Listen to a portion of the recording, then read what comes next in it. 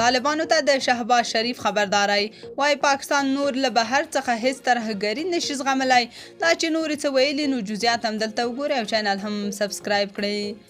پاکستان چې په قرضونو کې ډوب دی او د هغه قرضونو د بیرته ورکولو وخت راغلی خو دوی سره هیڅ هم نشته.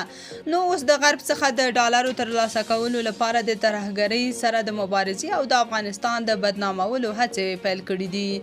د پاکستان لومړی وزیر وایي دغه هیواد جغرافیایي امنیت ورته سرې کرښې دي او نور به له بهر یو ډول ترهګري هم ونه زغمي.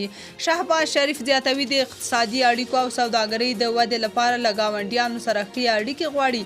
خو دا په دې معنا نه ده چې د ګاونډي هیواد ځمکه د ترهګرۍ لپاره وکاریږي. د ښاغلي شریف دا خبرې پر افغانستان واکمنو طالبانو ته وی چې د پاکستان ضد وسلوالو ته په پناه ورکولو تورنوي.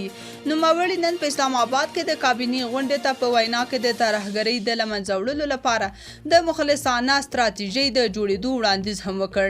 د هغه په خبره د ترهګرۍ ضد ټولیزې هڅې به په سیمه کې ټیکاو رامنځته کړي او د بېوزلۍ په څیر ستونزې به له منځه یوسي. نوموړي هیله وښوده چې ګاونډی هیواد چې منظور افغانستان او پر دغه هیواد واکمن طالبان دي د ترهګرۍ د له منځه وړلو لپاره د ده وړاندیز مهم وګڼي او د سیمې ټیکاو کې به له پاکستان سره ګډ کار وکړي.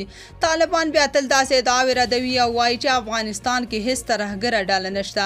د شهباز شریف دا خبرې د افغانستان د پکتیکا پر برمل او د خوست پر سپیرې ولسوالۍ د دغه هیواد له بمبار 2 ورځې وروسته دي. د پاکستان پوځ وایي په دغو بریدونو کې د تحریک طالبان پاکستان غړي په نښه کړي دي. خو طالبان دا خبرې ردوي او وایي ولسي وګړي وژل شوي دي. د طالبان حکومت هم د پاکستان د هوایي بریدونو په غبرګون کې د پکتیا په ډنډ پټان کې د پاکستاني ځواکونو پر پوستو برید وکړ.